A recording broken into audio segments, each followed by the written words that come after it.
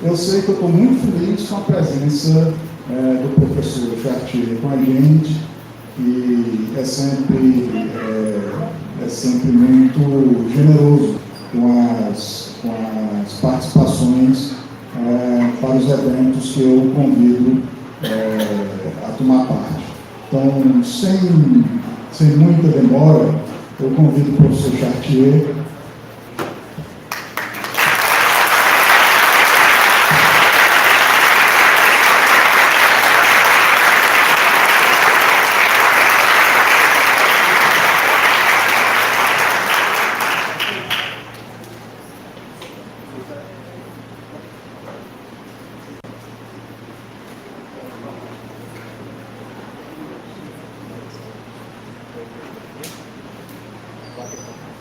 Então, conversa de bastidores. Se eu vou apresentar, vocês sinceramente pensam que eu preciso apresentar o professor Chartier? Eu creio que não. E eu entendo que a maior parte das pessoas que aqui estão veio para ouvir o Chartier e não para me ouvir.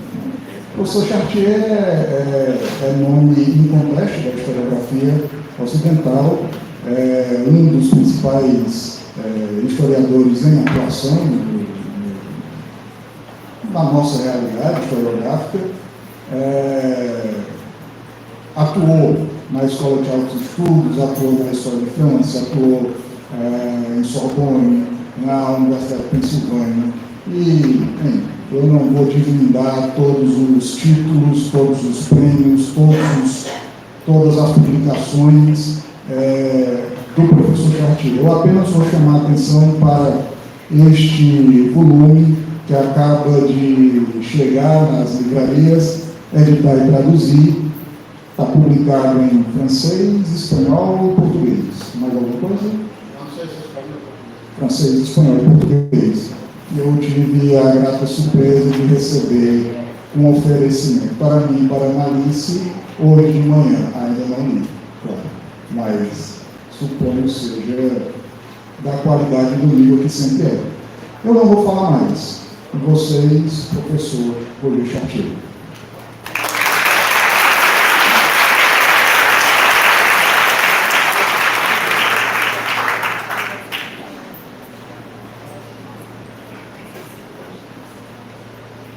Boa noite a todas.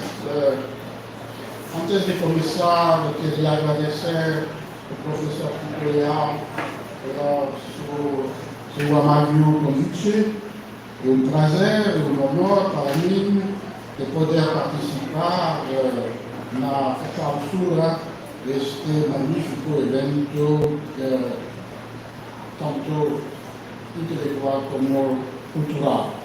E também preciso pedir que me perdoem meu português ruim e muito afrancesado. O título da palestra é A Cultura Dita Popular, Definições, Apropriações, Mobilidade.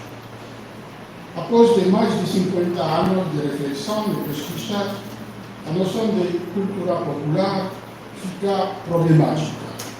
Peter Burke o reconhece em um balanço publicado em 2021, em um livro publicado em Sorbonne.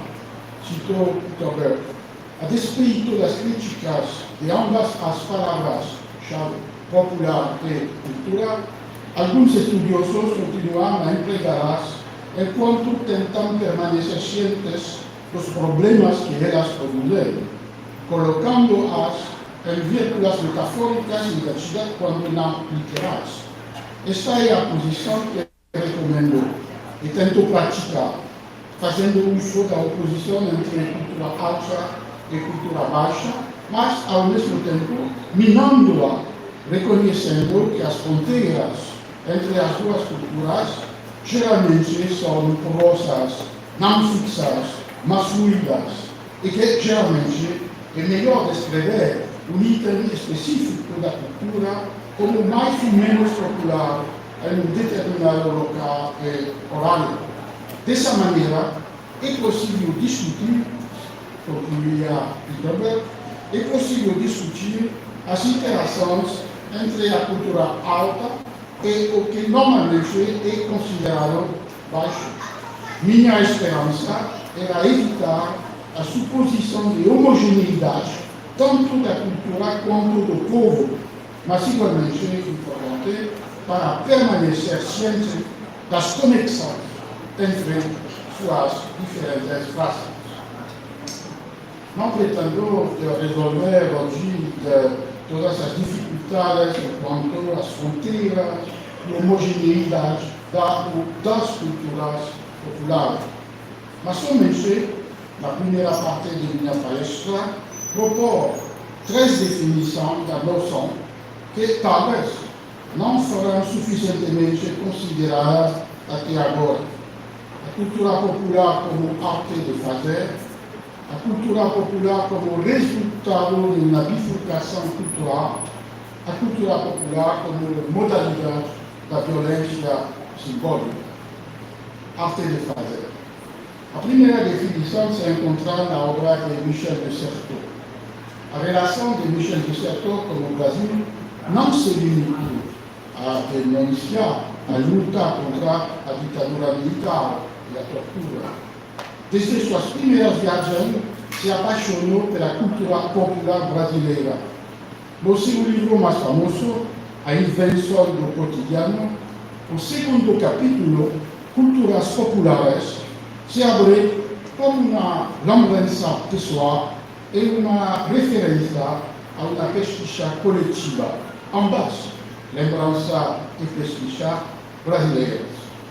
A lembrança recorda, cito, uma caminhada durante a noite barulhenta de Salvador até a Igreja do Paço, contrastando com o Teatro Sutil da Misericórdia, a fachada sombria ergue em subtilidade toda a poeira e o suor da cidade.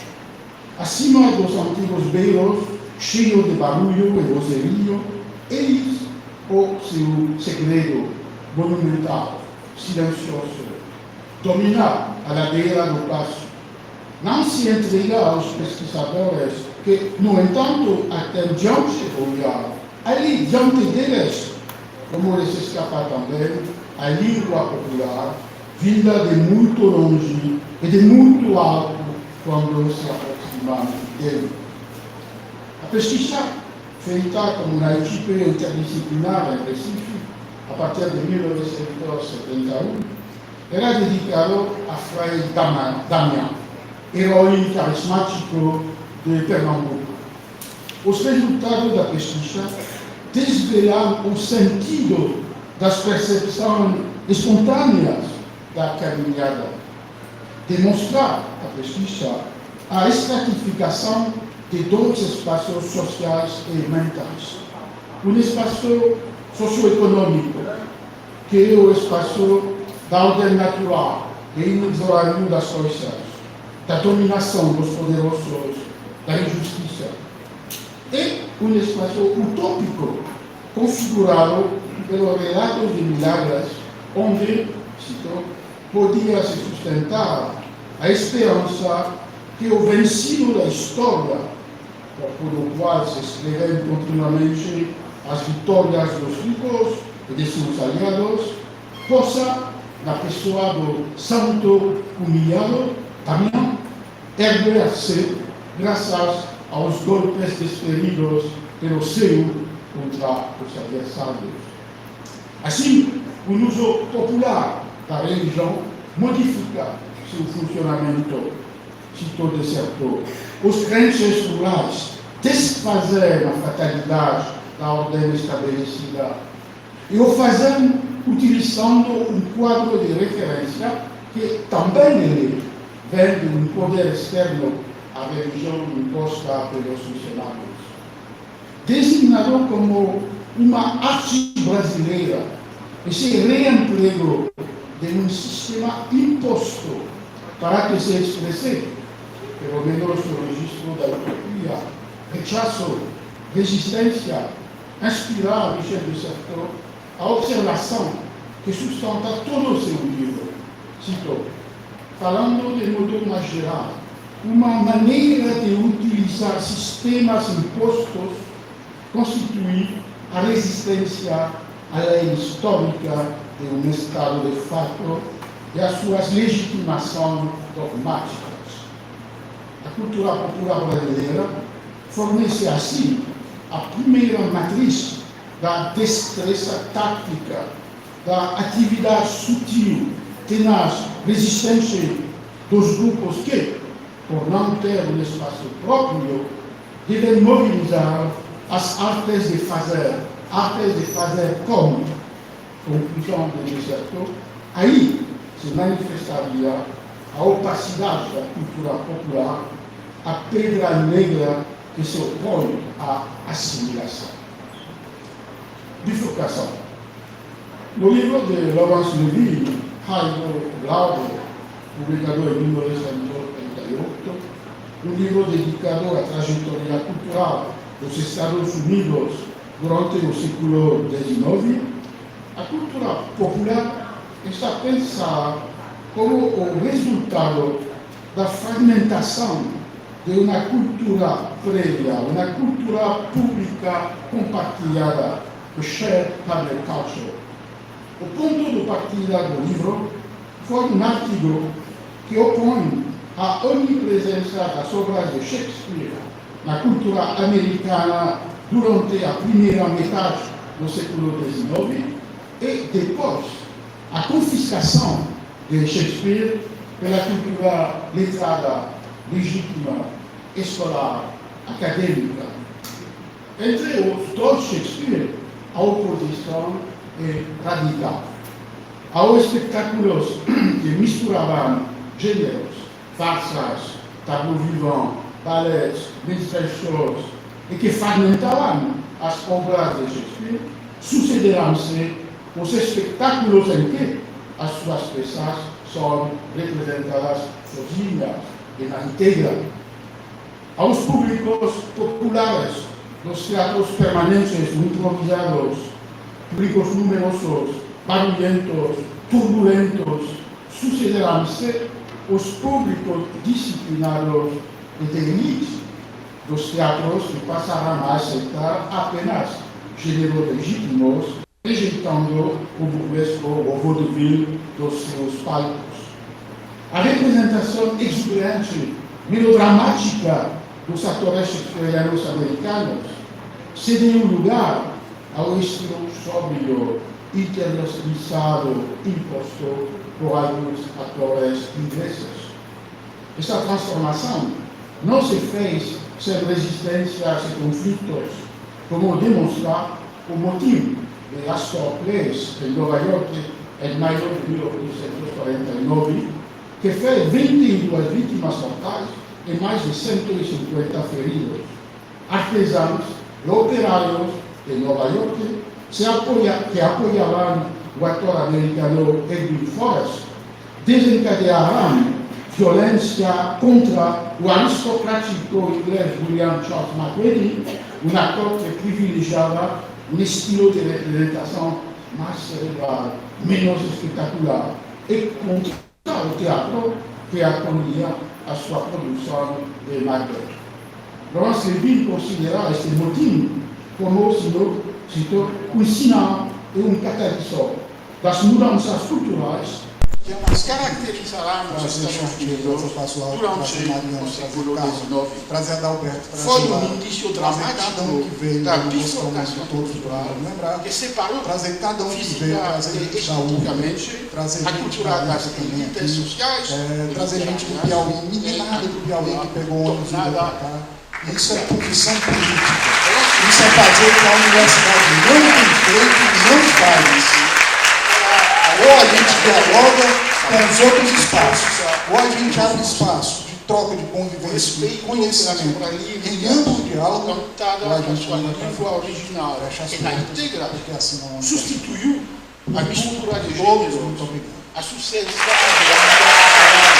da introdução de melodias populares nas capitulas que tinham feito da ópera italiana, um espetáculo popular partilhado por todos e um objeto de parodias burlescas, tal como as peças de Shakespeare. A fundação de orquestras permanentes dedicadas a grandes obras plásticas, dirigidas por maestros todopoderosos e financiadas pelo mecenato das elites urbanas, marcou uma ruptura semelhante como o repertório eclético das bandas ou dos jumbo concerts. A separação dos gêneros e o respeito pela integridade das obras estão também na base da criação dos museus e belas artes, que expõem apenas pinturas e esculturas originais, e excluem todas as formas de cópia e as produções desacreditadas da cromolitografia e da fotografia. Desaparecem assim as coleções heteróclitas em que obras de arte, artesanato, espécies animais e vegetais e curiosidades eram expostas no mesmo prédio, no mesmo local. O paralelismo de todas estas evoluções, começada nos Estados Unidos nos anos 1850-1860, leva Laurent Levin a uma forte conclusão sobre a fragmentação cultural e social que está a dilacerar a cultura pública partilhada do primeiro século XIX. Depois de 1850, cita Laurent Levin, linhas de fratura separaram culturas distintas que já não tinham nada a ver umas com as outras. Se no passado os teatros, os museus, os auditórios reuniam multidões diversificadas, mixed crowds of people, que desfrutavam de uma mistura eclética de expressões culturais, eclectic blend of expressive culture.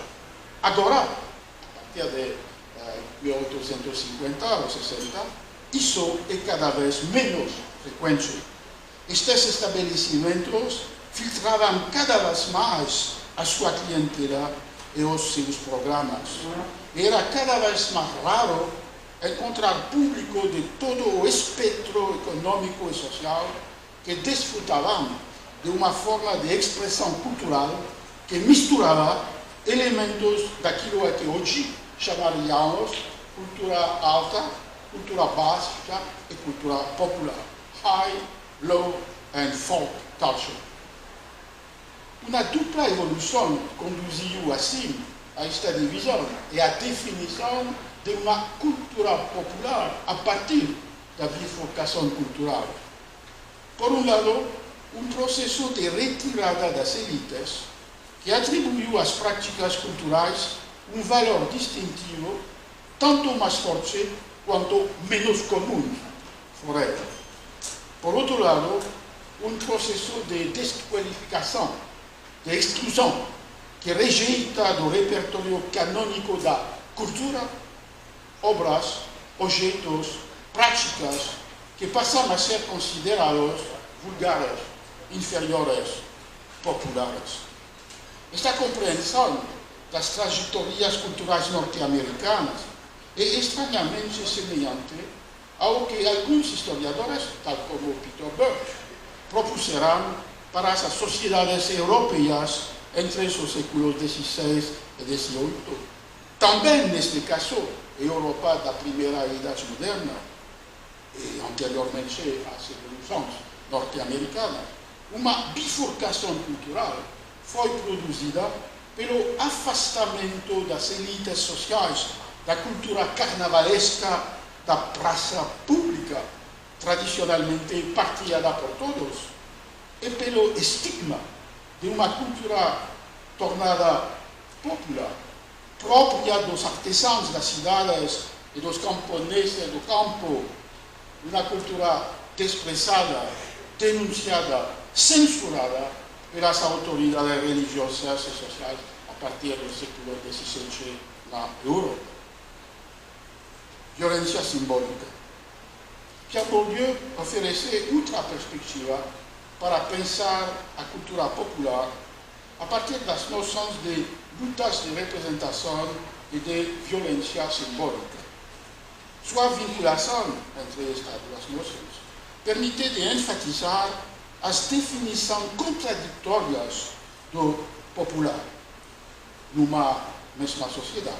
O popular como apresentação de uma identidade social. O popular como incorporação de uma condição socioeconômica. O popular como realidade estigmatizada.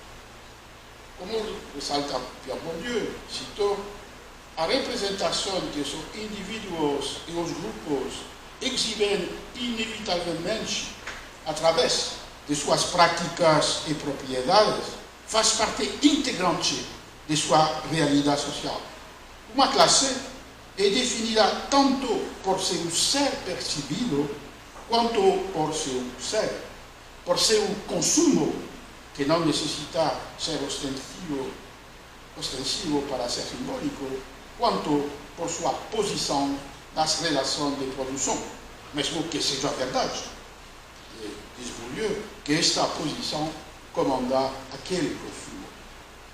As representações são assim entendidas como construindo o mundo social por meio da exibição voluntária, organizada ou inconsciente automática de uma série de gostos, preferências, hábitos, comportamentos. Porém, esta exibição é também confrontação, afrontamento, jerarquização. A noção de dominação ou violência simbólica permite de entender por que as diferenças sociais se tornam como naturais. Por que o popular se identifica com o baixo?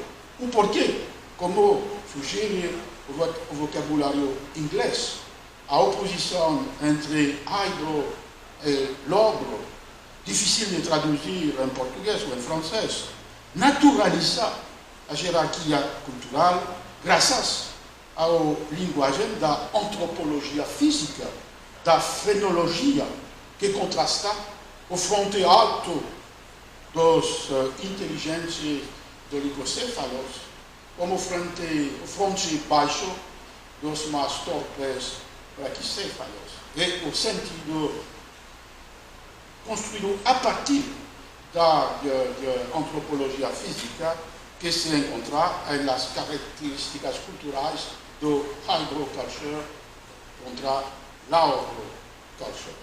É uma forma de naturalizar uma diferença socialmente construída. Assim naturalizada, a distinção cultural pode transformar-se em estigma do popular.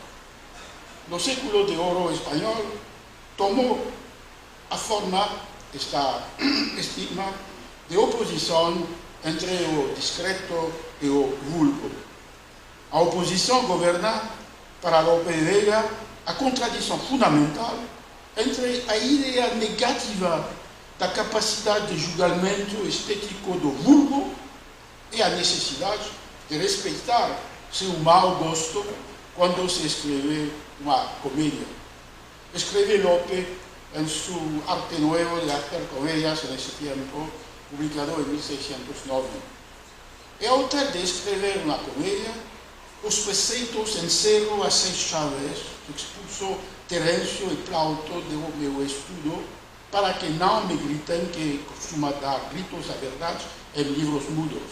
E escreveu pela arte que inventarão os que o vulgar aplauso pretenderão. Porque, como lhes paga o vulgo, é justo escrever tolices para lhe dar gusto.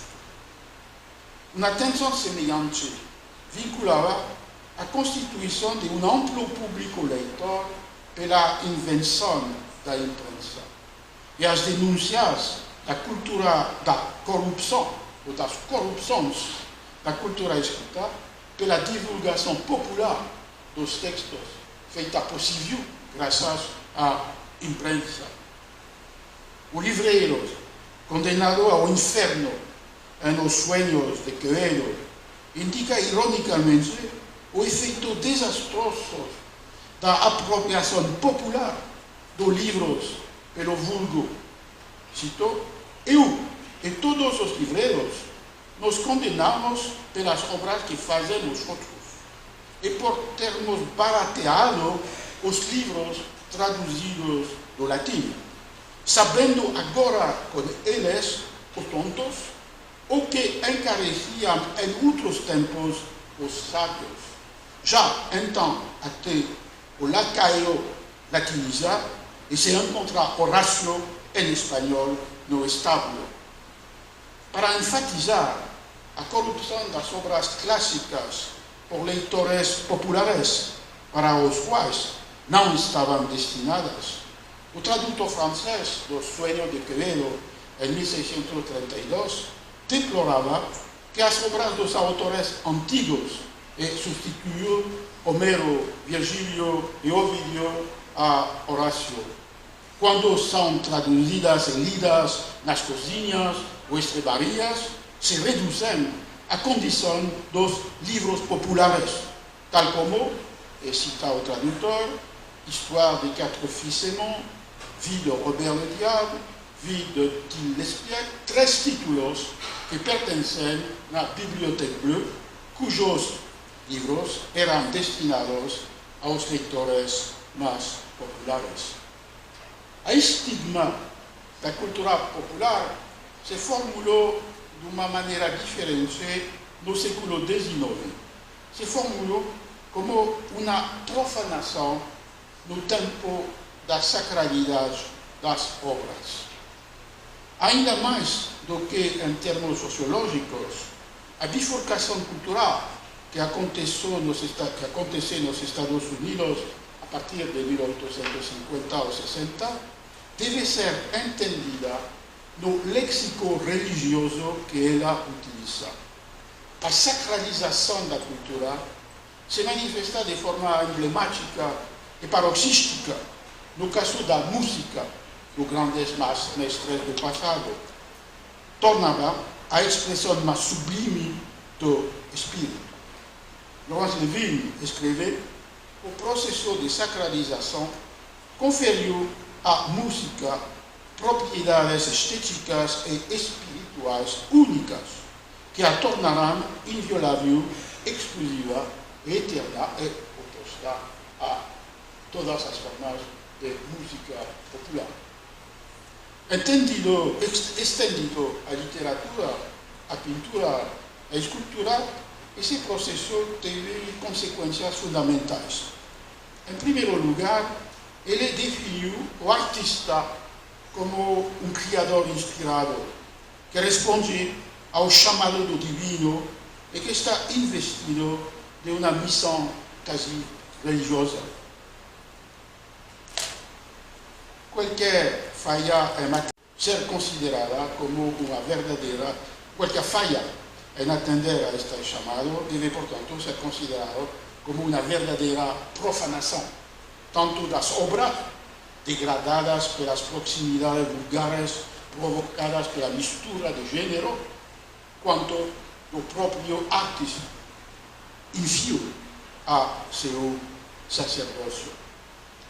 A sacralização das obras teve também um efeito essencial sobre a disciplina esperada dos espectadores, que foram transformados em adoradores de um novo culto, mas que, como os antigos cultos, exigia respeito e decoro. Levine vê essa domesticação do público, que é convocado a abandonar seus comportamentos exuberantes para ouvir, visitar em silêncio, a controlar suas emoções. Para Levine, como uma parte do processo de civilização descrito por Norbert Elias. Mas essa disciplina imposta é também um instrumento poderoso de segregação cultural, ainda mais do que o preço dos ingressos ou a natureza das obras em si. Citou Levine: a sala de concerto, a casa de ópera, o museu, nunca estiveram fora dos limites para ninguém. A entrada em museu de arte era barata e muitas vezes gratuita. E os ingressos para concertos, óperas e o que era conhecido como teatro legítimo embora a vezes caros, eram acessíveis. Porém, após a virada do século XIX, havia um preço a pagar. Esses produtos culturais tinham de ser aceitos nos termos definidos por aqueles que controlavam as instituições culturais. Nesse sentido, concluiu Levy, embora nunca tenha havido um monopólio total de acesso, havia um controle rigoroso sobre as modalidades de acesso. As normas formuladas e impostas pelos promotores e produtores da alta cultura foram internalizadas e incorporadas por aqueles que não puderam ou não quiseram respeitá-las, de modo que a maioria dos espectadores e ouvintes se dedicou a formas de expressão excluídas dos repertórios canônicos.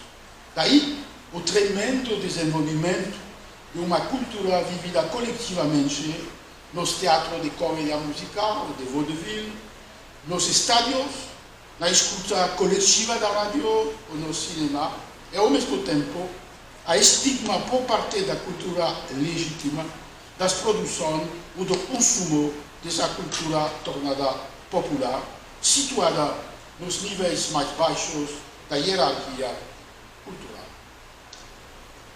A definição da cultura popular, tanto como produto de uma bifurcação cultural, na Europa da primeira modernidade, nos Estados Unidos do século XIX, ou como o conjunto de todas as práticas excluídas pela cultura legítima sacralizada das elites, não deve, contudo, fazer esquecer outra definição da cultura popular. Produzia esta definição pelos efeitos das revoluções mediáticas, quando o popular se identifica com o público. A primeira dessas revoluções, como enfatizam atualmente, aconteceu no século XVIII, com a emergência, cito, de um público curioso e de consumidores para os quais a vida das pessoas célebres, sua imagem, assim como as anedotas sobre elas, tornaram-se um objeto de consumo, uma mercadoria. A circulação dos textos impressos, e ainda mais no século XVIII, a circulação das gravuras, caricaturas, medalhões, camafeus, estatuetas de cera, leques, tabaqueira, xícara, instauraram uma cultura visual das celebridades, destinada a um público indefinido, popular nesse sentido, que pode entender-se esta cultura visual da celebridade como uma primeira forma de uma cultura popular compartilhada nas sociedades da modernidade. O mesmo se pode dizer da cultura popular no século XX. Se aceitamos a definição de popular culture proposta por Levy, em outro trabalho, não é o livro sobre o XIX, mas o livro sobre o século XX. Cito, a minha própria abordagem é simples e experimental. A cultura popular é a cultura que é popular. A cultura que é amplamente acessível, amplamente acedida, amplamente divulgada, amplamente vista, ouvida, lida. E daí uma distinção interessante entre cultura popular e cultura de massas, popular culture e mass culture. Cito de novo a Laurence Levy.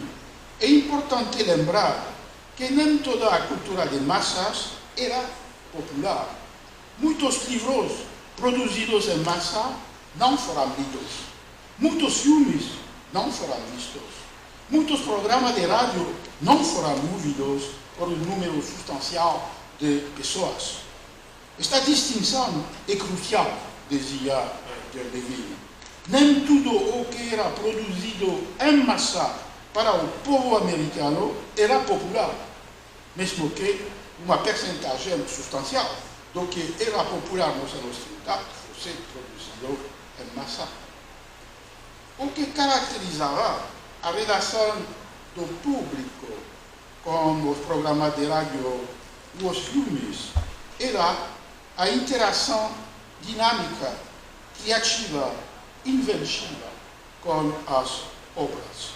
Os ouvintes, os espectadores, não eram meros receptores, mas participantes empenhados num diálogo complexo com os textos e as imagens, preenchendo as lacunas da narração, investindo os vazios da história, fazendo escolhas interpretativas que davam sentido e significado às obras. Nessa perspectiva, a cultura popular não se remite diretamente a uma classe social particular, nem a todos os produtos das mass media, senão a vários padrões de significado que moldam as recepções por diferentes segmentos da população, a recepção das produções simbólicas amplamente vistas, ouvidas, lidas. Este modelo de interpretação, que localiza o popular nas interações entre um amplo público socialmente diverso e os textos e imagens dos quais se apropria, recordar a descrição sutil, complexa, proposta por Richard Hogarth no seu livro The Uses of Literacy, traduzido em português, a utilização da cultura, livro publicado em 1957. A partir de sua própria experiência, Richard Hogarth descreve as relações dos leitores e ouvintes da classe trabalhadora inglesa nos anos 1950, com jornais, revistas, horóscopos, folhetos, canções de amor. Caracteriza esta relação como ambígua, ambivalente, como se o prazer de crer se vinculava com a lucidez, enquanto a facilidade, a ficção em que se acredita. Assim, categorias logicamente contraditórias são paradoxalmente associadas na recepção, na apropriação popular de todas estas produções simbólicas, como se a crença experimentasse eclipses, como se a aceitação da ficção não apagasse a clarividência. O popular pode também definir-se como uma política específica. É o que mostra Arlette Farge pela França do século XVIII. O público que tinha uma opinião não era formado apenas por as pessoas instruídas que frequentavam as sociedades intelectuais, que liam jornais, que debatiam sobre teorias políticas. Nos lugares que gostavam, jardins, passeios, cabarés, falando alto, colocando cartazes, o povo de Paris entrava na política à sua maneira própria e tentava mostrar que ele também sabia se informar e que ele também podia pensar, julgar. O suporte dessa opinião pública popular era as experiências da vida cotidiana. Uma vida cotidiana caracterizada por uma sociabilidade comum, baseada na promiscuidade, e que por isso mesmo sabia, achava que sabia, como penetrar nos segredos dos outros, como decifrar o sentido dos comportamentos, incluído os do rei. Por outro lado, a crise religiosa do jansenismo no século XVIII na França convenceu cada um de seu direito e competência para criticar, desobedecer, pensar. Assim, os assuntos de Estado tornarão-se assuntos de todo, e o uso público da razão por pessoas privadas, reconhecido por Immanuel Kant como constitutivo do iluminismo, foi também uma prática popular. As opiniões populares obedecem a uma racionalidade específica. São uma forma de pensar a política que não pode ser confinada aos momentos de crise e que nem pode ser resumida em um processo único e acelerado do qual a Revolução de 1789 seria o ponto culminante e necessário para arredar a proliferação de escritos sediciosos nas últimas décadas do Ancien Regime, seja gazetas manuscritas ou o que os editores chamavam de livros filosóficos, que eram libelos políticos, crônicas escandalosas, panfletos político-pornográficos, não provam nem a onipotência da palavra escrita, nem necessariamente o aumento do ódio e da distância em relação ao rei. A opinião popular não parece resultar de um processo cumulativo de leitura de panfletos e cartazes. Ele não é linear, não é progressiva, ele não deriva seus argumentos do que lhe é dado a ler. Essa observação dá força à hipótese de que o desinvestimento simbólico da monarquia, privada de toda a transcendência, sujeita à crítica, não foi o resultado, mas sim a condição para o sucesso de todos os textos que ultrajarão a pessoa do rei e profanarão o simbolismo monárquico. Desde o final do reino de Luís XIV, e talvez até mesmo antes, o desencanto com a monarquia foi expresso em representação de práticas populares imediatas, longe de qualquer discurso filosófico. Como os membros da República das Letras ou da maçonaria, mas com seu próprio recurso de emoções, dores, palavras. Os homens e mulheres do povo construirão, à distância do poder do rei, um espaço íntimo de pensamentos, de sentimentos que nenhuma intrusão devia violar. Se o monarca tentasse subjugar as consciências pela força, ele corria o risco de que o julgamento moral que a razão do Estado havia relegado na esfera privada se voltasse contra seus decretos, suas ações. No tempo do reinado da crítica, todos, até mesmo os mais humildes, afirmarão seu direito de dizer o que pensavam quando o poder ameaçava o essencial, as crenças mais profundas, os sentimentos mais íntimos, os direitos dos indivíduos.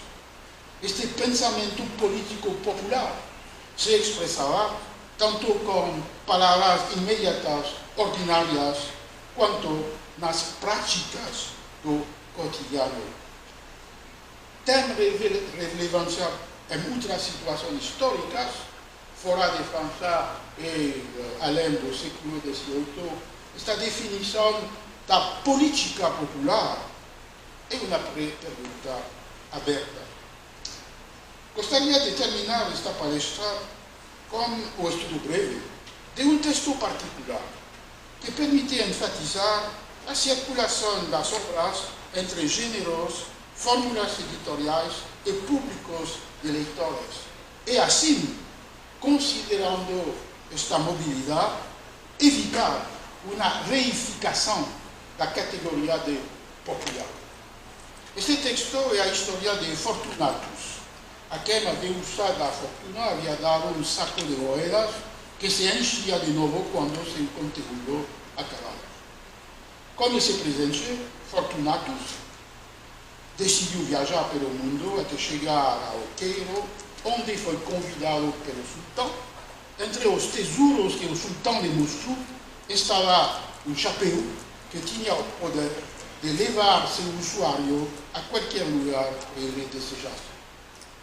As aventuras de Fortunatus foi dos textos publicados com mais frequência no início da Europa moderna. Publicado em alemão, em Augsburg, em 1509, o romance foi traduzido no século XVI e XVII, não apenas para o holandês, inglês, francês e italiano, mas também para o polonês, dinamarquês, sueco, húngaro e islandês. Sua trajetória é um exemplo extremo da mobilidade dos textos, que são recompostos, retrabalhados, expandidos ou abreviados, como passar da tradução e edições. Minha colega Catherine Velay-Valentin, no livro recente, recorda que esta maleabilidade altera os motivos, a sequência da narrativa, inscreve os textos em diferentes gêneros e dá à obra diferentes significados políticos, sociais, religiosos. Antes de 1509, a história já tinha uma longa duração. Era a história de um conto colocado na classificação de Arnold Thompson entre os contos que lidam com objetos e frutos mágicos, o saco de moedas, o chapéu do sultão. O objetivo hoje dessa palestra não é de comparar as variantes orais do conto com as versões impressas da história, senão de entender como as escolhas de tradução, as variantes textuais, as decisões editoriais deram a esta história diferentes significados, vários públicos, dentro deles populares ou não, em cada dos contextos em que foi impressa. Em Inglaterra, no século XVII, o romance é conhecido graças à sua edição em 1640 por George Miller. O Fortunatus inglês, da primeira metade do século XVII, era um romance protestante, fiel ao texto alemão protestantizado de 1549 e concebido como um instrumento a serviço da propaganda protestante e do puritanismo político. Esse primeiro Fortunatus inglês foi seguido por muitos outros que atribuirão novos significados à história. Em uma forma drasticamente reduzida, se torna uma das histórias compiladas em livros de educação infantil, que combinam cartilhas, silabários, preceitos, exemplos e breves narrações, dentre eles Fortunatus. O texto se tornou também dos títulos do repertório do chapbooks, a literatura de cordel inglesa, vendidos por vendedores ambulantes aos leitores mais populares. A história também entrou no catálogo de editores da Bibliothèque Bleue, já mencionada, livros vendidos nas cidades depois no interior da França. 11 edições foram publicadas em 3, entre meados do século XVII e o final do século XVIII. Algumas edições repetem a indicação enganosa que figura sobre a folha de rosto de uma edição de Rouen em 1628, que apresentava o livro como recém-traduzido do espanhol, embora o espanhol seja dos raros idiomas em que o romance nunca foi publicado durante o século XVI e XVII. O objetivo, com esse engano, era localizar o livro no horizonte de expectativas criado pelo sucesso das traduções das histórias chegadas desde Espanha, romances de cavalaria ou novelas picarescas.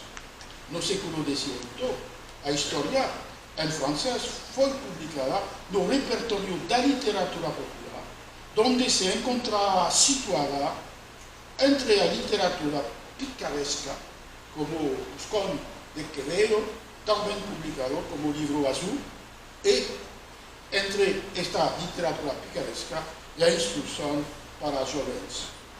A análise meticulosa das edições sucessivas da mesma, entre aspas, história, oferece, para terminar, uma excelente lição de método. Para cada uma das edições impressas de Fortunatus, se pode evidenciar as 4 razões da mobilidade das obras entre línguas, entre edição e entre horizonte socio-cultural. A mais óbvia é as variações no próprio texto, que foi retrabalhado para fins religiosos, contraído para se adequar a um público juvenil ou popular, modificado para localizar-se no gênero ao qual era atribuído história de iniciação, romance de cavalaria, história tragicônica, exemplo moral, descrição geográfica, boletim de notícia e outros mais. Essas variações textuais, que se podem estudar filologicamente, não podem ser separadas da materialidade da publicação, que é a segunda razão, a transformação da materialidade da publicação, segunda razão da mobilidade dos textos.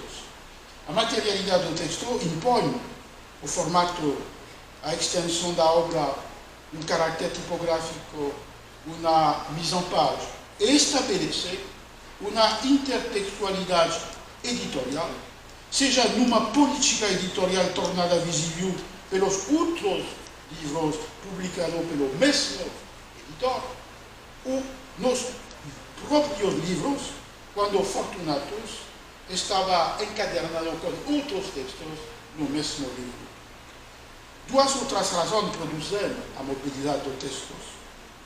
Em primeiro lugar, c'est um modo de atribuição entre anonimato e função autor. Todas as edições inglesas ou francesas de Fortunatus foram publicadas de forma anônima, sem o nome do autor, com uma exceção. Na edição de 1640, em Inglaterra, aparece com as iniciais do autor by T.G., o que torna possível identificar o autor e situar a publicação e tradução da história de Fortunatus na carreira literária de Thomas Gainsborough T.G. como autor. Os textos também mudarão, quarta razão, à medida que os leitores se apropriarão deles.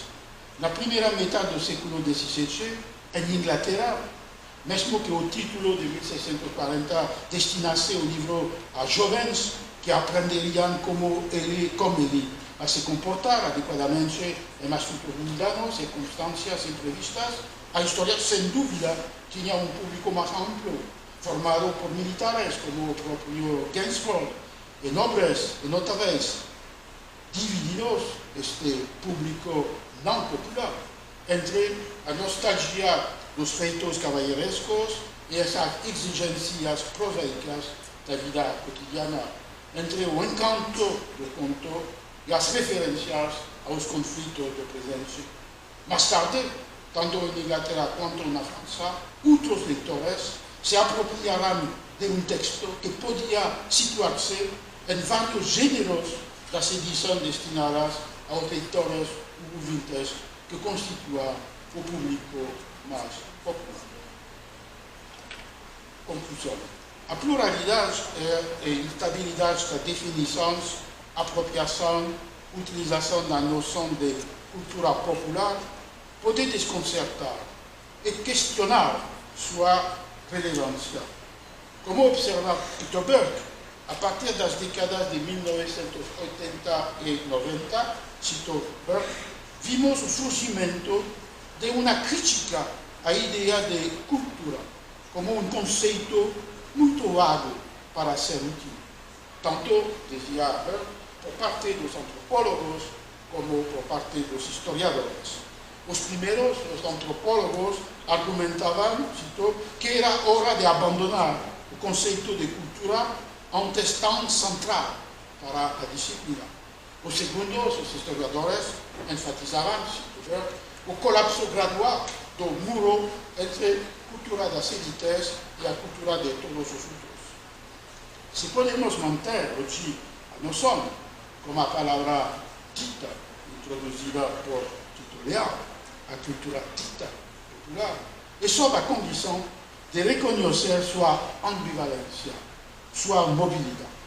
Ambivalência entre o popular como designação de um mundo social particular e o popular como identificando as produções simbólicas amplamente compartilhadas e identificando também uma prática de apropriação. Mobilidade, no sentido que o caráter popular do texto, do filme, do rito, não é uma característica intrínseca, senão uma realidade móvel produzida por alguma situação da apresentação e da recepção deste texto, filme ou prática do rito. Alguma situação, não todas. Assim, a noção pode afastar-se, a noção de cultura popular, pode afastar-se tanto de uma identificação social unívoca dos públicos, quanto de uma atribuição cultural única, fixa, das produções simbólicas. Muito obrigado.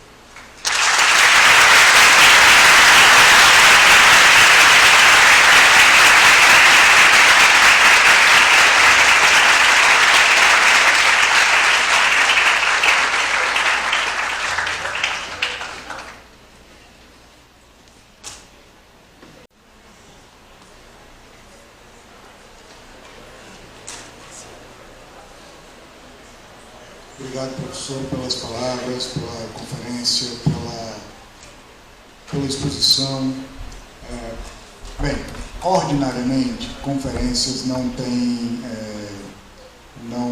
abrem espaço para questões, mas nós conversamos nos bastidores e, como eu disse, gentileza é a definição de Chartier. Ele, obviamente, está disposto a dialogar com aqueles e aquelas que quiserem fazer perguntas. Portanto, nós abriremos 2 blocos de 3 perguntas, tá bom? Para que a gente também não se estenda muito na noite, certo? Então, quem quiser fazer alguma pergunta, quem tiver alguma questão para o professor Chartier, pode assumir o microfone, o Gustavo vai rodar com o microfone e a gente conversa, tá bom?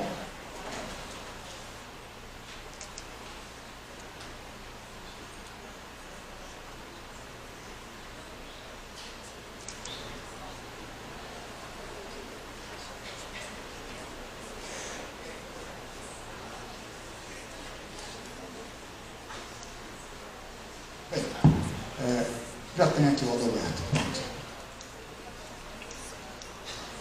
Só peço que no momento em que for fazer a pergunta, desculpa, foi alto. Só peço que no momento que fizer a pergunta, se apresente. Pode ser daqui, né? Bom, boa noite. Agradecer a fala, professor, sempre muito pertinente, muito instigante. A minha questão, entre várias, fazer uma apenas, é sobre essa distinção entre a cultura popular e a cultura de massa, que eu entendo que é, digamos aí, um fenômeno que começa a ganhar força a partir da década de 60 do século passado, aproximadamente, mas eu gostaria de ouvir mais a respeito dessa distinção, né, do popular e da cultura de massa. Como lidar historicamente com essa diferença, seja nesse contexto pós-anos 60 ou anterior, enfim. Desculpa, meu nome é Adalberto Paz e sou professor da Universidade Federal do Pará. Obrigado. Meu pai!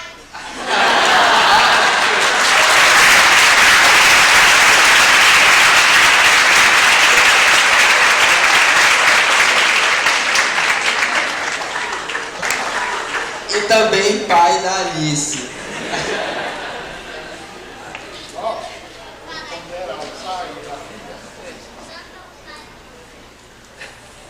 Bom, vou responder a ambos. Acho que a diferença é, como sugeria de Levin, na questão de posição. Mass culture é do lado da produção dos produtos culturais. En este sentido, hay una mecánica gobernada por intereses económicos y que producen de todas las formas de mass culture, films, discos, de programas de televisión. Y como lo decía finalmente Levin, no es porque es una producción masiva que necesariamente es popular. Si se entiende por popular, del otro lado de recepción, apropiación, uso, y que puede escoger dentro de todas estas producciones propuestas o impuestas o que disfrutar.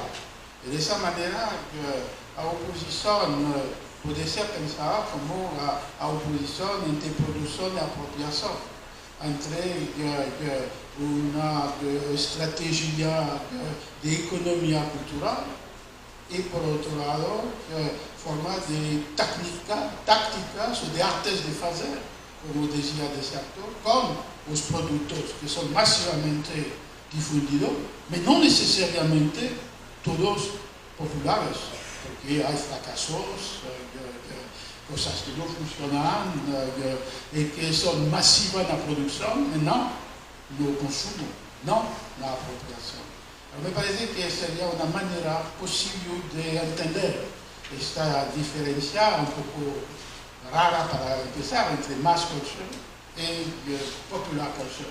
No hay identidad, particularmente porque la primera definición se vincula un poco con la escuela de Frankfurt, se vincula del lado de la producción masiva de las industrias culturales, cuando a otra se focaliza, enfatiza las prácticas de recepción y de apropiación de un público amplio y general o bien de segmentos particulares de este público, y particularmente, voltando a la definición socioeconómica de popular, esta parte del público que no pertenece a las élites sociales.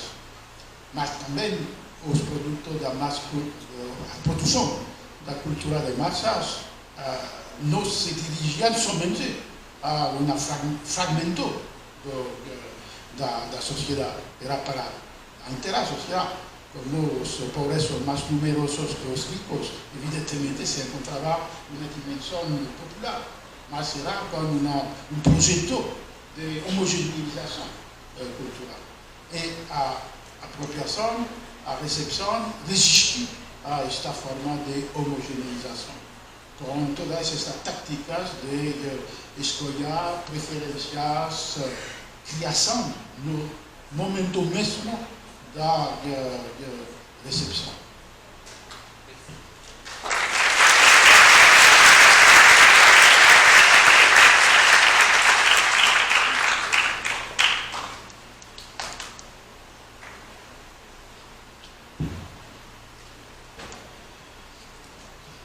Boa noite a todas as pessoas. Meu nome é Mariana, eu sou professora da Universidade Federal Rural de Pernambuco. Professor, eu gostaria de agradecer pela palestra de hoje, foi de fato bastante inspiradora. E eu gostaria de pedir ao senhor, se possível, falar um pouco mais sobre uma conexão que me parece ter aí na sua fala em relação à terceira concepção da cultura popular, que leva em consideração a ideia de violência simbólica e a percepção dos mecanismos que levaram à naturalização das diferenças socialmente construídas, que levaram ao que o senhor chamou de estigma do popular, com essa outra questão que o senhor levantou, nessa relação entre cultura de massas e cultura popular, em relação a como essa outra categoria bastante genérica, o povo, se insere, se envolve com a política. Então, como é que a cultura dita popular, ela promove um meio dessas pessoas se apropriarem, se envolverem com a política e apresentarem uma percepção bastante particular, ou percepções bastante particulares do que seria essa política, né?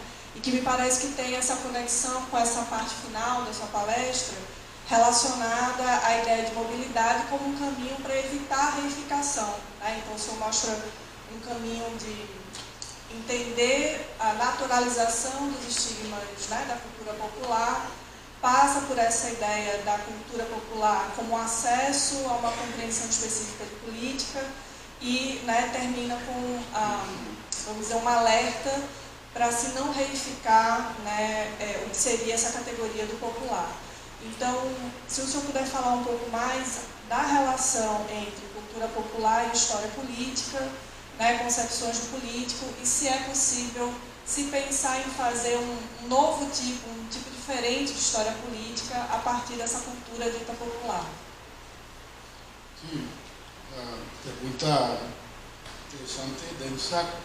Para começar, evidentemente, estamos aqui frente a esta tensão entre uma forma de afirmação do popular e uma forma de construção através do estigma do popular. E o conceito de Bourdieu de violência simbólica tem esta ambivalência, porque por um lado, o livro que se chama Distinção, há toda uma série de capítulos através dos quais se vê como gente do povo, no sentido sociológico, afirmamos valores de gostos, práticas.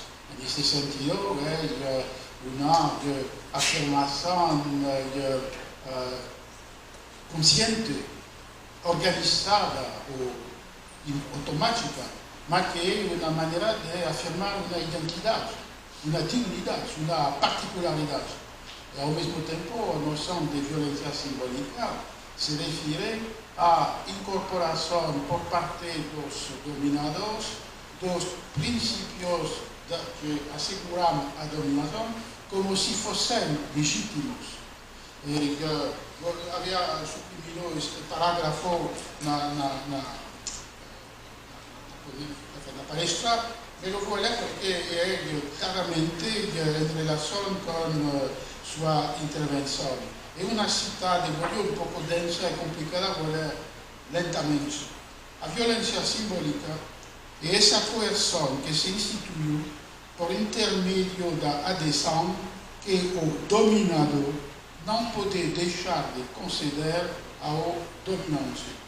Portanto, a dominação, quando dispõe apenas para pensá-lo e para pensar a si mesmo, ou melhor, para pensar sua relação com ele, o dominante, de instrumentos de conhecimento partilhados entre si e que fazem surgir essa relação como natural, pelo fato de ser, na verdade, a forma incorporada da estrutura da relação de dominação. E daí a ideia que se naturaliza o que é o produto de uma construção social desigual e opressiva. O fenômeno essencial da violência simbólica é de fazer aceitar como legítimo e natural a construção da desigualdade ou da relação de dominação que é o produto de uma situação, de uma trajetória social. Alors, nesse sentido, o processo de fazer natural aparecer como natural ou crer pelo dominador como inexorável, como natural, uma situação de desigualdade ou de dominação ou de opressão é o elemento essencial da violência simbólica, tal como definida por Pierre Bourdieu. E me havia chamado a atenção que, inclusive se em inglês a gente utilizam as palavras de highbrow e lowbrow como categorias culturais, não pensamos que são categorias que no século XIX foram as categorias da desigualdade antropológica, da antropologia física. e que dava estas ideias de uma situação de inferioridade e de superioridade a partir dos critérios físicos da frenologia ou da antropologia física. Você vê que, inclusive nesse caso, no léxico, a operação de naturalização é explícita. E mesmo, inclusive, se não está percebida pela gente que utiliza a agro-culture, como se havia esquecido a origem dos conceitos. Então, seria esta tensão que me parece absolutamente fundamental entre o popular como uma categoria desprezada, imposta, inclusive, incorporada, inclusive, pelos dominadores por todos os mecanismos da violência simbólica, e por outro lado, uma forma de afirmação de identidade, de dignidade, que é como uma reivindicação do popular como tal, e não mais como uma categoria estigmatizada, ou desprezada, ou depreciada. Então, a utilidade, talvez, desta noção completa, porque explica também por que é tão difícil de subvertir uma forma de incorporação que transforma em categorias naturais o que são os produtos de tensões ou diferenças sociais. E a força da violência simbólica, em um certo sentido, mais violenta que a violência física, porque é escondida, não percebida, funcionando no regime da incorporação. Dessa maneira, sim, me parece que é uma rara razão pela qual se podia fazer entrar na nossa discussão esta perspectiva que não normalmente pertence às discussões sobre a cultura popular, mas que podem permitir-se não fazer esquecer que a afirmação consciente e forte do popular deve afrontar-se com a definição imposta do popular como rechaçado, marginado, ignorado, e que algumas vezes afirmação e desprezo são compartilhados pelos mesmos indivíduos, dentro do mesmo indivíduo.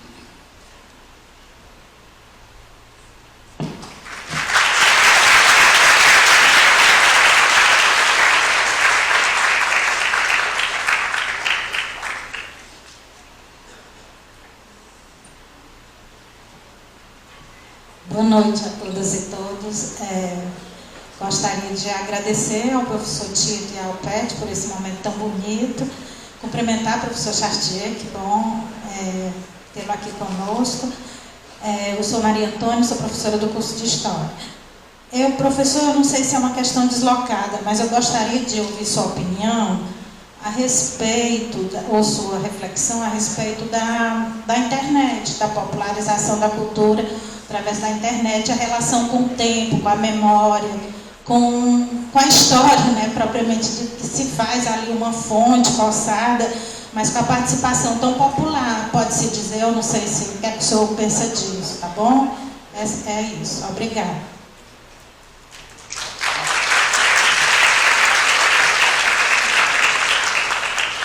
Se temos 2 ou 3 horas mais, posso responder a esta pergunta que é evidentemente fundamental, essencial. Como começar? Para começar, eu poderia dizer que o mundo digital foi e, no mesmo tempo, uma esperança e um pesadelo.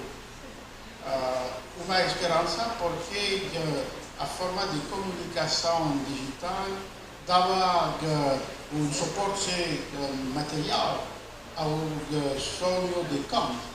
Pessoas privadas fazendo uso de sua fazendo um uso público da razão. Criticar, debater, discussão, deliberação. E para Kant, isso era o processo do iluminismo, quando cada como pessoa privada, podia participar, escrevendo, lendo, a construção de um espaço público no qual se debatiam todas as apostas da política, da cidade, da sociedade. Evidentemente, no tempo de Kant, havia somente a circulação do texto escrito, que permitia, desta forma, de universalização da discussão e do uso público da razão. Era um limite, porque o acesso à publicação, a níveis de alfabetização, tudo isso mantinha uma forma de desigualdade no sonho de uma universalidade. A comunicação digital parecia oferecer a possibilidade de construção de um espaço público da conversação, do debate, da deliberação sem fronteira. E, finalmente, apesar, evidentemente, das exigências econômicas que representam a compra dos aparatos digitais, contudo, permitia pensar, era a ideia do sonho, permitia pensar que havia um veículo que podia dar realidade à definição de Kant de uma sociedade iluminada. Agora, pesadelo, porque hemos visto, evidentemente, que as coisas eram diferentes e que as onipresenças das redes sociais que podem apresentar esta possibilidade de uma comunicação à distância e de uma deliberação entre indivíduos, se tornava muito frequentemente em um veículo poderoso, sem par no passado, para a difusão, a comunicação das teorias mais absurdas, das manipulações das emoções, das falsificações da realidade, da reescrita enganosa do passado. Um instrumento poderoso para fazer acreditar como verdadeiro todos estes elementos, fake news, falsificações, manipulação, que evidentemente não são no regime da verdade. Isso por quê? Porque se havia destocado o critério de veracidade desde o exame crítico dos enunciados, afirmações, opiniões, informações, que era talvez o que permitia o uso do mundo digital na perspectiva do iluminismo de Kant.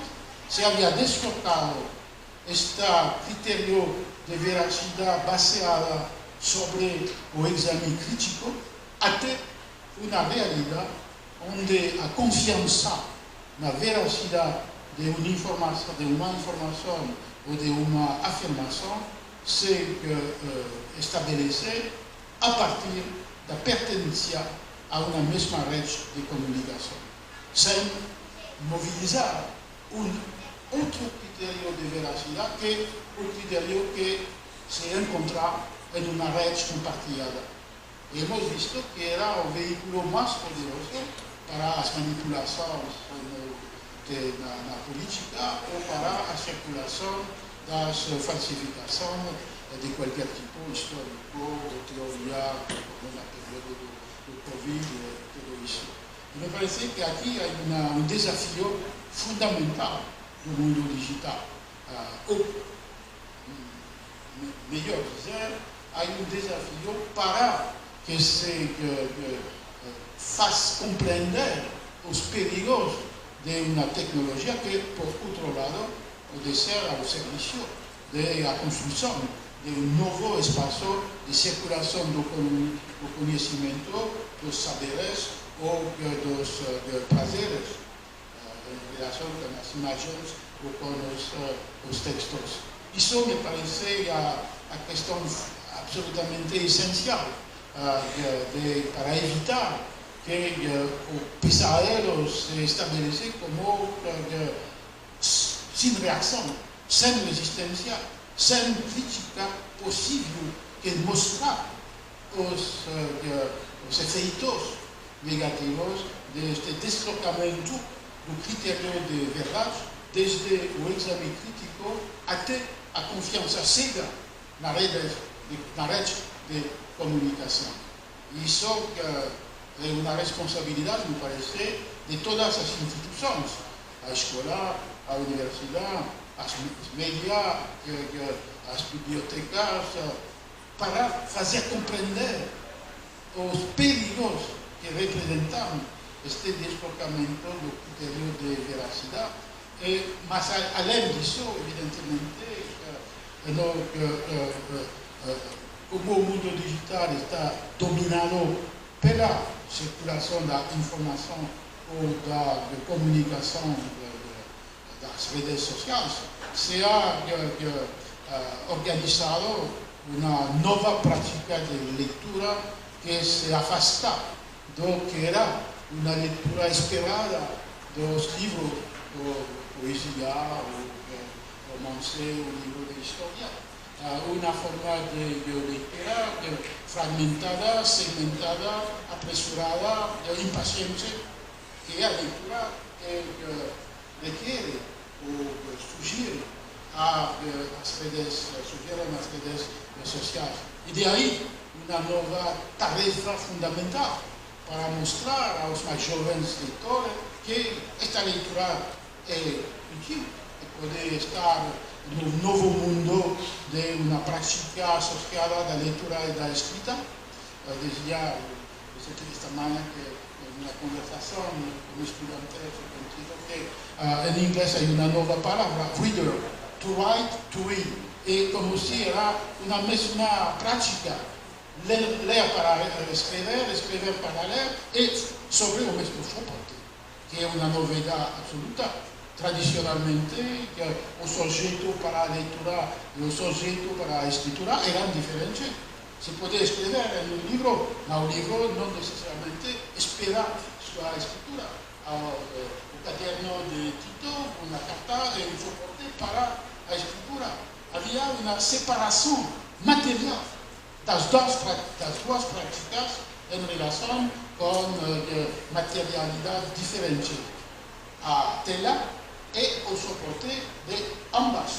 E de aí a ideia da implicação entre ler e escrever.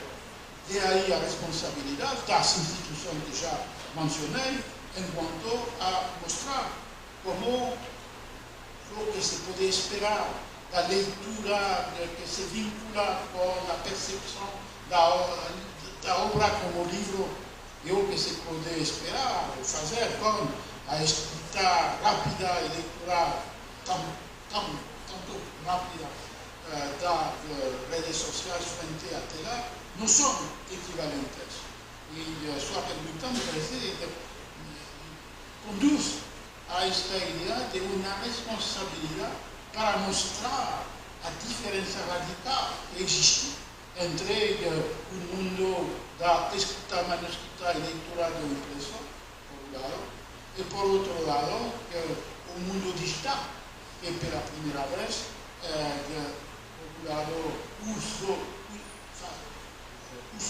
do mesmo suporte para ler e escrever e ler, e por outro lado, é a primeira vez que um suporte da escrita não se vincula com um texto, uma série de textos particular. A tela do computador, do smartphone, da tableta é um receptáculo sobre o qual se pode receber o que quer e sobre o qual, ao mesmo tempo que se lê, se pode escrever, que são possibilidades magníficas e ao mesmo tempo que são diferentes ou perigosas para uma prática diferente da leitura que identificava o livro é um objeto material, o livro é uma obra textual. eram inseparáveis. E a percepção da obra se construía em relação com a relação com o livro como objeto material. E de aí a percepção de uma totalidade, quando se fala do livro de Humberto Eco, o livro de Machado de Assis. É uma obra que tem sua identidade própria e que esta identidade se dá a ver através da forma material de sua publicação. Tudo isso é totalmente transformador, diferente, mais problemático no mundo digital, na qual o objeto é um suporte, um veículo que não dá a ver a uma obra em sua identidade ou particularidade. E de aí outro desafio fundamental.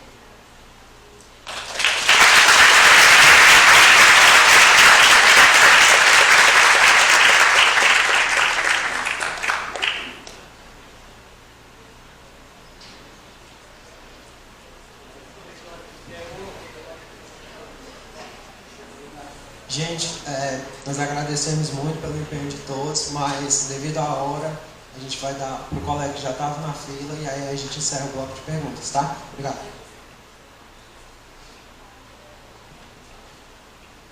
Boa noite a todos. Meu nome é Breno, sou estudante de História aqui da universidade e eu queria agradecer a todos por esse momento, professor Tito, a você, Roger Chartier, e queria aproveitar a oportunidade a ocasião para perguntar sobre a sua obra O que é um Autor, uma obra muito interessante, que é um texto incontornável para profissionais de ciências humanas, em geral para todos os pesquisadores que se interessam pelas mutações dos modos de constituição e interpretação dos textos e dos homens em diferentes tempos e lugares de sua história.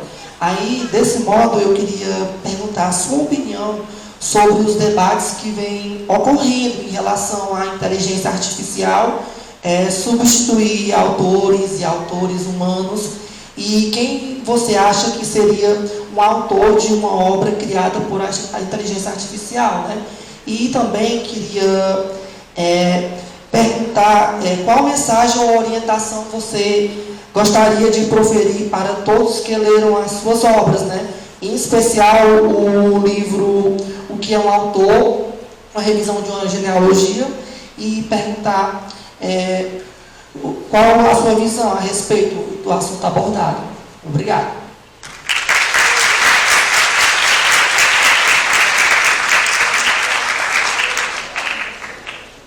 Não tenho a competência ou saber necessário para responder sobre a inteligência artificial, como muita gente está vendo, no mesmo tempo, talvez o inexorável dessa transformação e ao mesmo tempo os perigos aumentados com em relação com o que eu dizia do mundo digital. O que é visto é que, por um lado, os produtores desta forma de substituição a máquina para o ser humano na produção dos discursos têm um certo medo ou inquietude frente às consequências desta substituição. E há toda uma discussão sobre até que ponto desenvolver este tipo de tecnologia. Por outro lado, é visto que havia, por exemplo, o Parlamento Europeu, uma série de medidas para limitar os efeitos desta inteligência artificial. Se se pensa que um efeito é de dar a impressão de uma realidade que não é, de atribuir um texto a um indivíduo que não ha escrito. No caso das universidades, de permitir de fazer, provar a partir da inteligência artificial como se fosse o estudante que havia escrito. as medidas para limitar isso eram, por um lado, de indicar em cada produto de inteligência artificial que foi produzido por uma máquina e não por um ser humano. Em segundo lugar, de identificar que são as fontes utilizadas.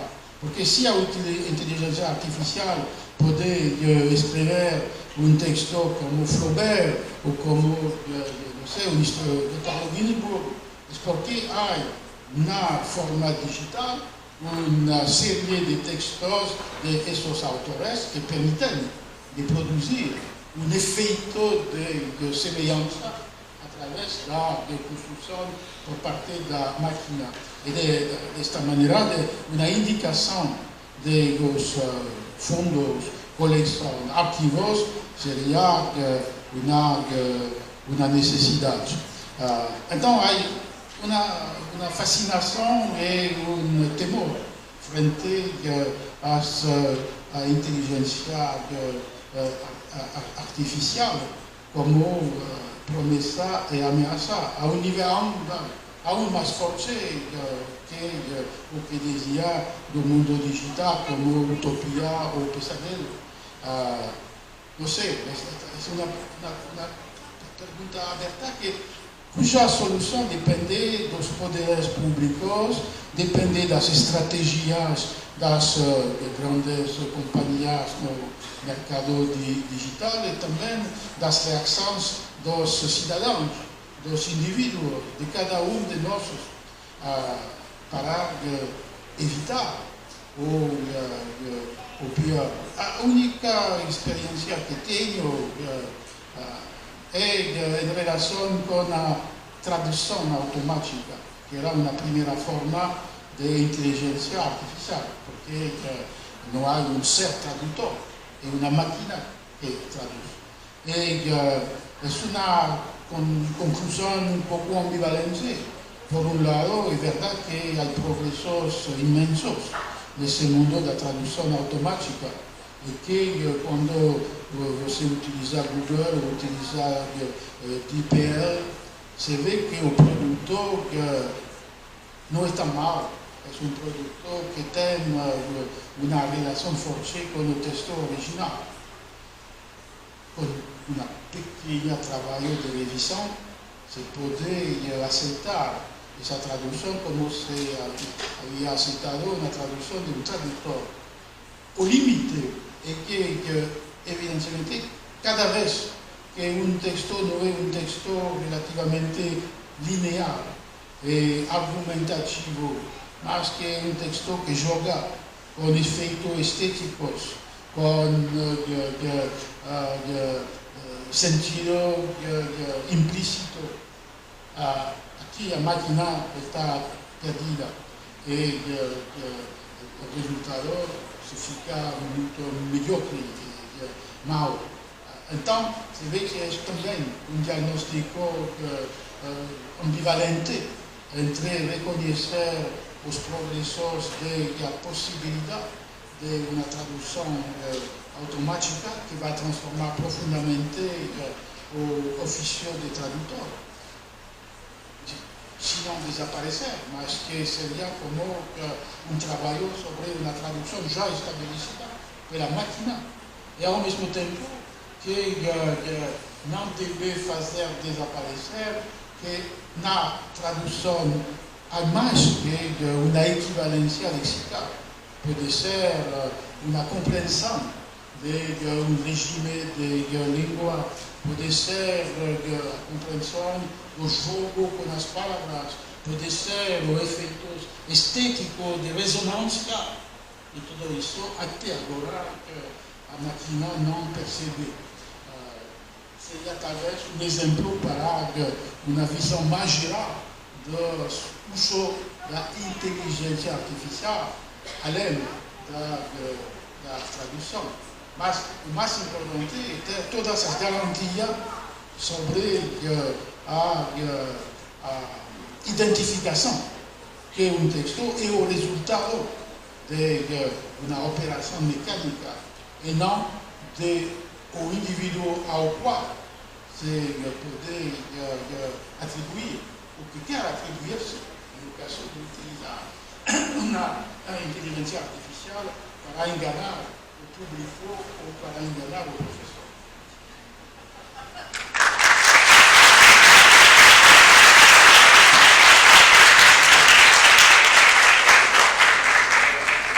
Pessoal, eu queria... Que é isso? Sim, eu queria liberar a pergunta para todo mundo. Eu vou fazer o seguinte, eu vou liberar mais essas duas perguntas, aqui e aqui, só mais essas duas. Como? São 3... Não, ele estava só contando. São mais duas perguntas, tá? Façam as perguntas juntos, a gente tenta aqui ordenar o raciocínio. E depois, é porque eu tenho que fazer o encerramento do encontro, eu tenho umas coisas para resolver, e tá bom? Então, mais duas. Gustavo, cadê você? Ali os dois, ali e ali. Você leva lá, tá?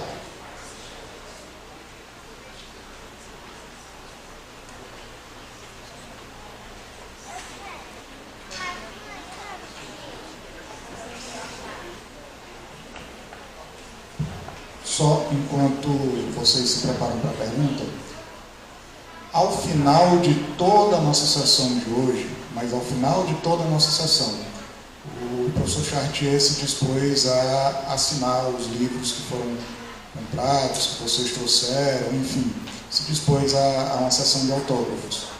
Então, só vamos fazer isso da forma mais ordenada possível para a gente conseguir, porque não é de manhã, é de noite. Né? Tá bom? Então, depois das perguntas, depois das respostas, depois do encerramento, sessão de autógrafos. Sessão de autógrafos. Quase não sai. É isso. Pergunte, meu filho. Boa noite. Meu nome é Maírton. Professor, primeiramente agradecer a sua participação, ao seu discurso. Tendo em vista que você falou sobre cultura popular e você tem familiaridade com o Norbert Elias, e aí a cultura popular como manifestação da figuração.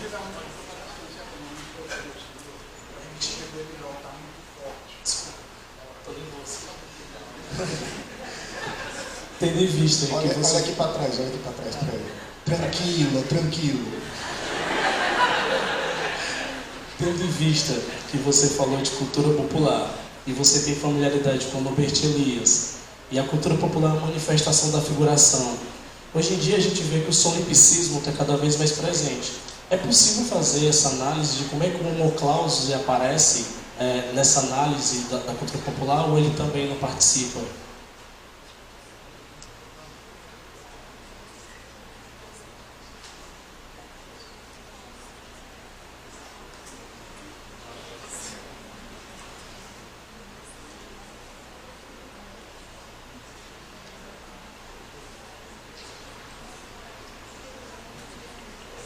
Você pode deixar mais claro a questão do Homo Clausus? Essa concepção do solipsismo, do ser encapsulado, né, em relação à análise da cultura popular. Esse ser que não participa da formação da cultura popular, que se distancia. Como você vê isso?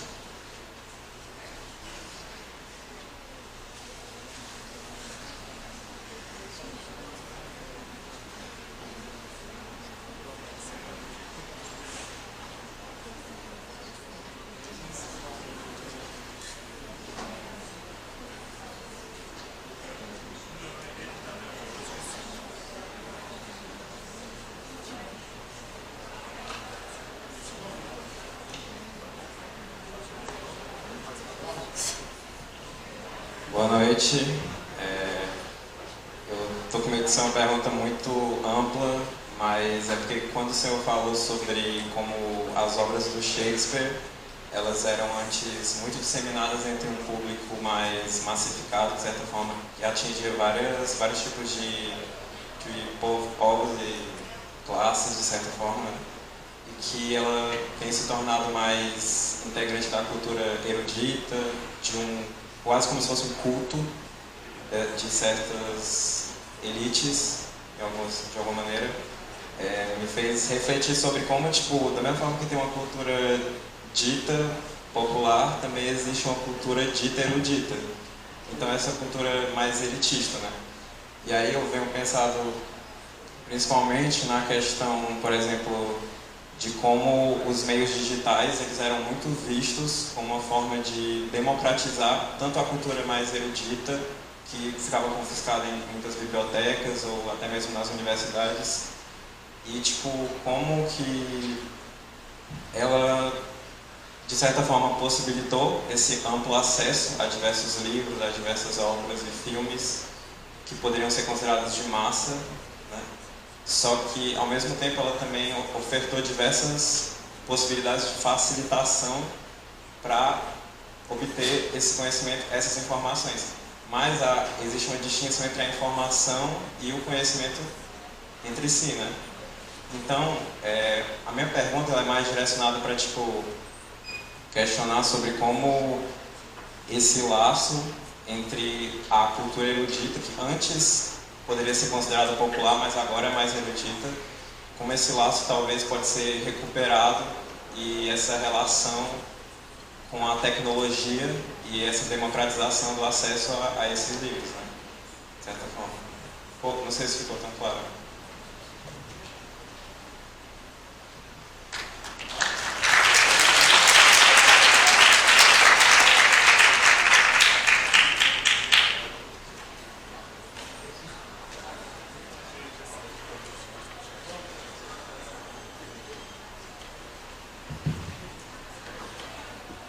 Sim, allora, a perguntar sobre a pluralidade da relação que se podem observar ou organizar entre a cultura que você qualifica de erudita, que é a cultura do saber, do conhecimento, que pertence ao mundo da produção intelectual, e a cultura popular, que tem suas formas expressivas particulares e específicas. E, efetivamente, é uma relação dinâmica, dialética, que existe desde, imaginou, a Idade Média, por um lado, uma cultura erudita, de sábio, de conhecimento, que se apodera de praticar os saberes fora dela. E não devemos pensar nessa cultura erudita na Idade Média, na primeira Idade Moderna, hoje como fechada sobre si mesmo, também como objeto de conhecimento e talvez como forma de inspiração, uma relação de apropriação de outras formas culturais na mesma sociedade, e ao avesso, desde também a Idade Média ou o Renascimento, uma possibilidade de circulação além dos meios eruditos, intelectuais, letrados, de textos ou obras. Era o aspecto essencial do trabalho de Carlo Ginzburg.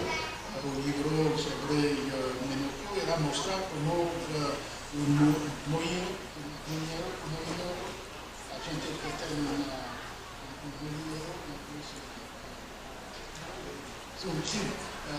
que podia pertencer a um horizonte popular e ao mesmo tempo que havia lido textos que pertenciam à cultura erudita em si mesmo.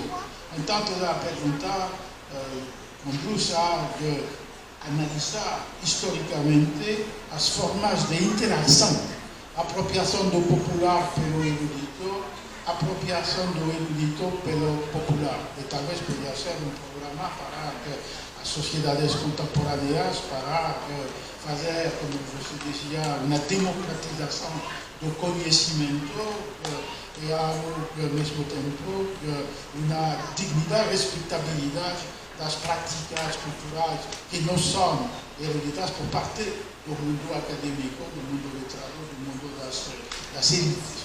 Era um pouco a inspiração desta dinâmica de trocas. a primeira pergunta começou a entender que a ideia do homo clausus, que é do indivíduo fechado sobre si mesmo, e que era talvez uma herança da filosofia do século XVII, do cogito, o indivíduo separado, fechado por si mesmo, e nesse caso, sem relação com o mundo exterior. Contra esta ideia, Norbert Elias havia mostrado como os indivíduos separados e a sociedade, como série de vínculos, serão inseparáveis. E que a individualidade se construía a partir de sistemas de relação com os outros, e ao mesmo tempo que as redes de relação supunha a presença de indivíduos. E há um livro de Elias que é a sociedade dos indivíduos, para mostrar o inseparável entre ambos.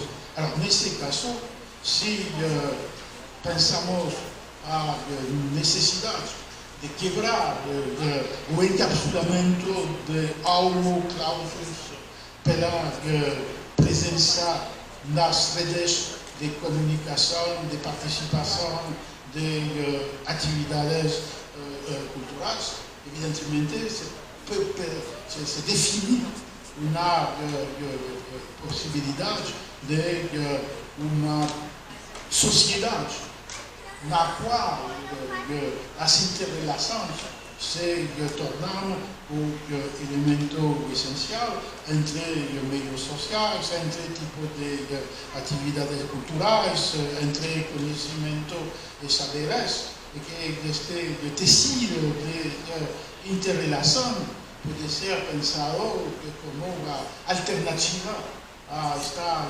fragmentação de uma sociedade na qual cada está encerrado, fechado sobre si mesmo. Também, objeto de estudo destes sistemas de interrelação e, ao mesmo tempo, possibilidade de definição de um mundo melhor.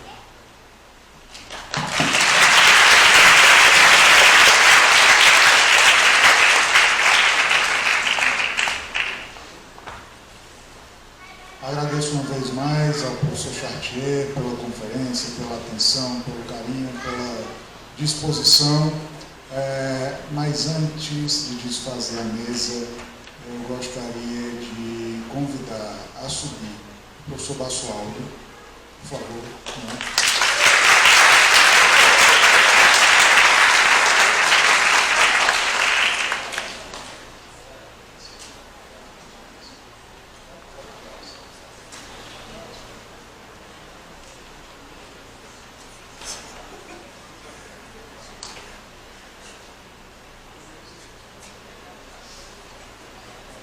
Gostaria de convidar aqui também, para subir aqui também, a professora Gleidiane e a professora Thelma, para que entreguem duas placas de homenagem, uma ao professor Chartier e uma ao professor Basualdo.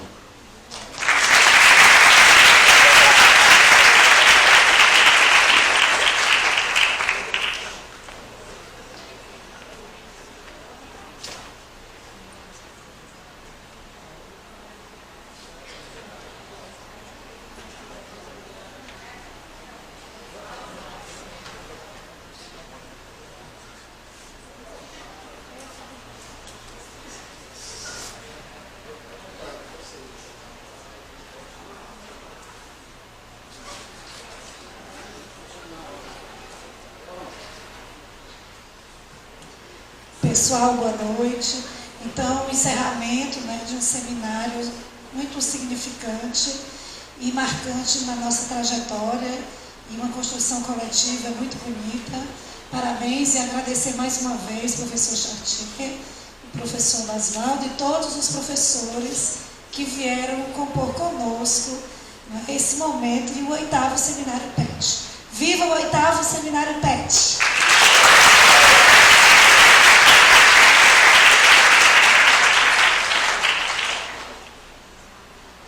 Bom, eu também já me antecipei, já entreguei a plaquinha para o professor Chartier, a quem agradeço novamente a presença. E acho que as palavras que a gente precisa fazer de encerramento são as melhores no sentido de inspiração, né? O resistir, o insistir, e todos os verbos que insistir, né? Todos os verbos que mobilizaram aí esse evento, eles devem fazer parte um pouco do marco dessa semana, né? Que a gente siga inspirados, inspiradas pelas comunicações que tivemos aqui, não só dos professores, mas também dos demais colegas, e que a gente possa, a partir disso, também se inspirar com outras pesquisas, outras práticas, outras leituras, outras ideias, né? Outros diálogos acadêmicos, que eu acho que essa é a finalidade do evento. Então, muito obrigado a todo mundo que compõe, né? Não só os palestrantes, mas todos nós, estudantes, que compõem esse momento. Por favor, não saiam ainda, todos os petianos aqui para cima. Tá.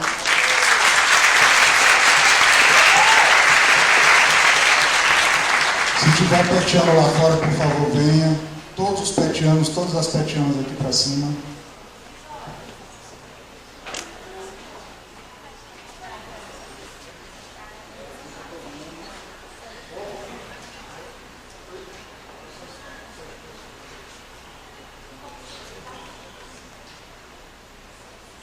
Alguém mais, Andressa? Só você? Falta gente? Misa? Camille? Bora? Se não chegar logo, perde a bolsa.